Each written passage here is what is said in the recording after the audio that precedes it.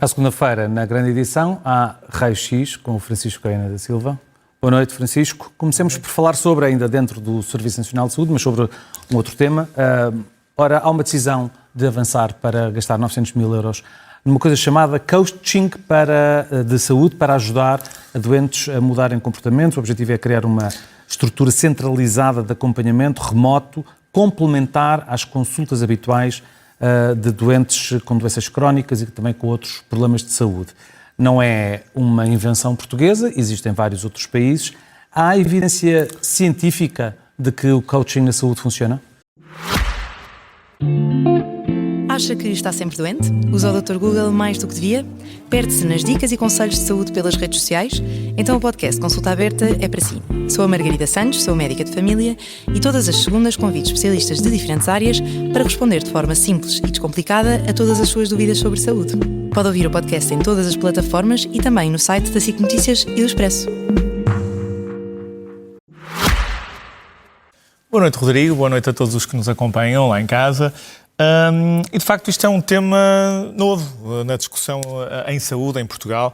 Eu fiquei um bocadinho perplexo quando vi este lançamento deste concurso público centralizado para esta solução, para a qual eu não vejo um problema justificativo, mas já lá iremos.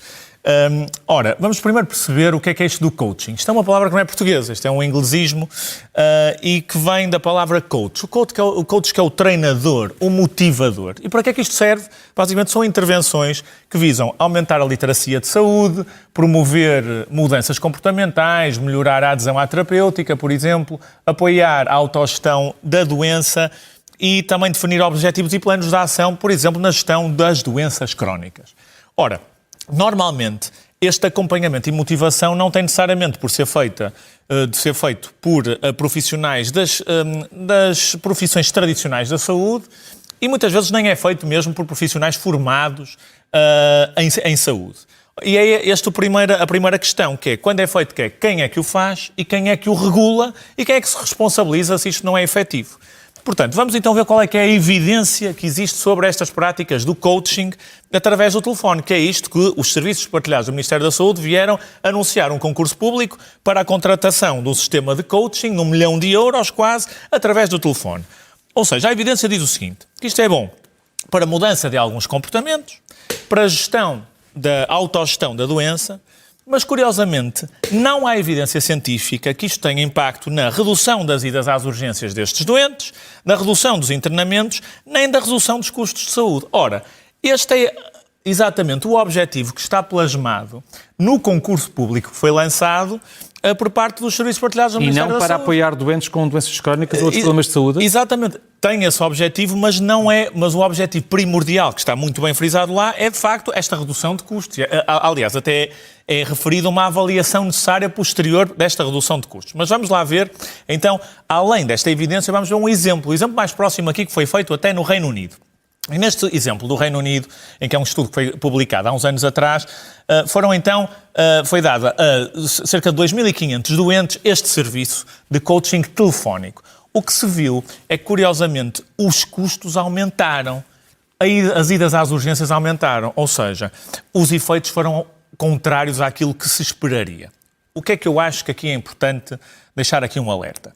É como é que este concurso foi lançado e como é que ele às tantas poderia e deveria ter sido lançado. Primeiro, ele é lançado, coloca-se um preço para depois se perceber se a coisa funciona ou não. Ou seja, é lançado um concurso nacional, 900 mil euros, não foi envolvida, por exemplo, a Ordem dos Psicólogos, que eu acho que é a entidade nacional, órgão técnico e científico, que tem muita competência nesta área comportamental. Depois, é anunciada uma implementação de 2 anos. A avaliação vai ser anual do impacto e depois vai-se ver se de facto isto vai reduzir as urgências, os internamentos e a sustentabilidade do SNS. Ora, não é assim que se faz boa gestão dos dinheiros e dos instrumentos públicos. Como é que isto deveria ser feito, Rodrigo? Eu acho, porque eu não tenho nada de princípio contra o coaching, mas agora nós podemos fazer isto de uma forma faseada para construir um instrumento que seja realmente útil para o SNS. Primeiro, o que é importante? Envolver a Ordem dos Psicólogos, ouvir as unidades locais de saúde e perceber, de facto, as unidades locais de saúde precisam disto? Isto é uma prioridade para o SNS? Depois, faça-se um projeto piloto, veja-se se funciona. meçam-se os resultados, então depois, com base numa consulta preliminar ao mercado e às tecnologias que existem, lança um concurso nacional. O que eu tenho aqui a concluir é o seguinte, é um desabafo. 1 milhão de euros. Há tanta coisa que nós precisamos de melhorar antes de pôr coaching para um problema ou para doentes que nós nem sabemos se de facto vão beneficiar dele. Por exemplo, nós temos uma linha do SNS 24 que não atende as pessoas num tempo aceitável. Nós temos falta de médicos. Nós temos uma plataforma de prescrição médica. A aplicação da prescrição médica, que é da competência dos serviços partilhados do Ministério da Saúde, que não funciona, está sempre em baixo. Ponham este 1 milhão de euros para fazer aquilo que nós devemos fazer básico, para fazer o pão com manteiga, mas para o fazer bem. E depois vamos então procurar outros problemas. Se não sabe o que é que isto parece, Rodrigo? Parece que nós estamos a querer inventar problemas para justificar uma solução que alguém quer muito vender ao Estado. Não é assim que se gera dinheiros públicos. Ou seja, isto é uma forma de dar a alguém dinheiro a ganhar. Para bom entendedor, meia palavra basta. Falta de médicos, isso sabemos que é um problema já crónico no SNS.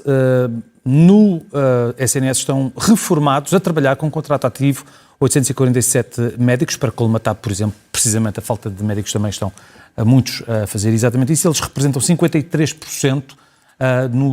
53% destes 847 médicos estão nos cuidados de saúde primários. Isto é prova de que também a captação de talento não funciona? Rodrigo, vamos ver aqui uma coisa que são números que nos devem preocupar e devem chamar a nossa atenção, que é de facto, entre 2019 e 2023, nós tivemos a rescindir em contrato com o SNS mais de 5 mil médicos e a reformarem-se mais de 3 mil, ou seja, um balanço são quase tipo 8.300 médicos que se afastaram do SNS. Apesar disto, nós temos contratado médicos num número ligeiramente superior a este. É por isso que os dados mais recentes dizem que nós temos um saldo positivo na contratação de médicos. E mesmo assim, nunca houve tantos médicos no SNS e parece que não há médicos nunca que cheguem para as necessidades que nós temos. Ora, acho que isto é um bom sinal, porque os 70 anos de hoje em dia, Rodrigo, já não são os 70 anos que de há 20 anos atrás. As pessoas chegam aos 70 anos de idade cada vez em melhores condições, mais capazes e, pelos vistos, motivadas. Portanto, o que eu tenho aqui a dizer é que se isto resulta, se continuamos a ter muitos médicos até a colmatarem falhas, que são falhas de acesso a cuidados de saúde primários, de que o SNS precisa tanto como de pão para a boca, isto deve ser incentivado e aqui devem ser louvadas também as posições destes profissionais que continuam a querer dar o corpo ao manifesto e a servir o SNS, apesar de já terem 70 anos e que, pelos vistos, fazem-no muito bem. Outro problema que existe no SNS, em particular num sítio específico, o Hospital Garcia Dorta, em Almada, é sobre a interrupção voluntária da gravidez, o facto de, neste momento, estarem completamente suspensas as consultas por problemas diversos. Sendo que, até 2024, o número de IVGs estava a subir no país, mas, no caso atual, em 2026, em Almada, as mulheres têm de ir para outros locais. Há falta de médicos ou há uma elevada taxa de objeção de consciência que leva a esta realidade em Almada ou outra situação? Rodrigo, vamos aqui posicionar este problema num contexto temporal. Ora, isto não é um problema novo. Já em 2023, a entidade reguladora da saúde publicou um relatório em que concluía que existiam várias unidades prestadoras de cuidados de saúde do SNS que não estavam a assegurar este tipo de cuidados de saúde, que são tão importantes como qualquer outro tipo de cuidados de saúde, são previstos na lei e é um direito dos portugueses, a interrupção voluntária da gravidez, e havia outras que, não tendo essa capacidade, nem sequer tinham um sistema de referenciação pronto e preparado e fácil para encaminhar estas mulheres. Ora, pelos vistos, estes problemas não se resolveram. Em 2025, a entidade reguladora da saúde voltou à carga e voltou a frisar estes problemas de acesso. Ora, nós estamos aqui a ver e a focar no Hospital Garcia Dorta e na Unidade Local de Saúde Almada Seixal um problema que não é limitado àquela região. E porque é que o mais importante é percebermos porque é que isto acontece. Ora, vamos então perceber. Fala-se aqui quase todas as semanas ou todos os meses do problema das urgências de ginecologia e obstetrícia. Que não há médicos e não há obstetras suficientes para essas urgências. Curiosamente, são esses mesmos obstetras, esses mesmos especialistas que estão capacitados e que estão responsáveis por este tipo de consultas e de intervenções de interrupção voluntária da gravidez. Portanto, se eu não tenho gente para assegurar as maternidades, também não tenho gente para assegurar estes serviços. E, portanto, o Estado tem duas formas de resolver isto. Primeiro, tem duas formas de resolver isto para assegurar, acima de tudo, o acesso. Ou externaliza e manda isto para o privado, que eu acho que o mais importante, as pessoas não estão preocupadas se isto é público ou que é privado. As mulheres precisam ter acesso.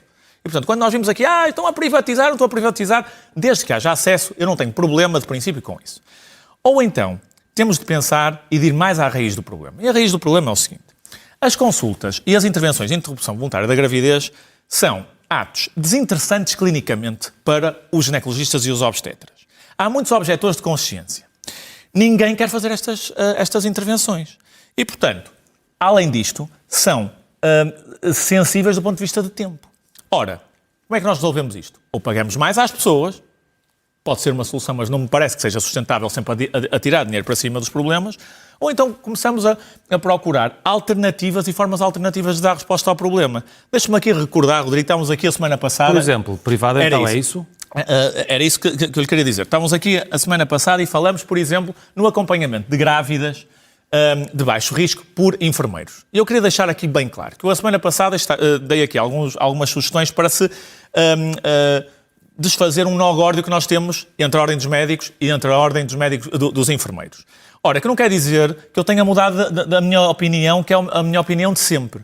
Eu considero que a única solução para nós termos resposta aos cuidados, às necessidades de saúde dos portugueses é aumentar o nível de competências e responsabilidade dos enfermeiros. Eu queria reiterar isto aqui, apesar de às vezes nós temos de conceder algumas coisas... E no seguimento do que estávamos a falar então, deve ser enfermeiros então passarem a fazer... Já são hoje em dia os enfermeiros a assegurar grande parte do processo. No Reino Unido, os enfermeiros já fazem tudo, desde a ecografia até ao processo que é um processo medicamentoso. Ora, das duas uma, ou a ordem dos médicos repensa e arranja forma de motivar ou então de permitir que médicos menos diferenciados que não ginecologistas e obstetras assegurem este serviço, ou vamos ter de ter uma conversa muito séria e aí, por exemplo, outros profissionais, por exemplo, os enfermeiros, com a devida capacitação para este tipo de intervenções, podem assumir como já acontece noutros países. Portanto, o caminho começa a ser este em muitas frentes. É uma conversa que nós vamos ter de ter. Francisco Coiana Silva, muito obrigado. Obrigado. Boa noite.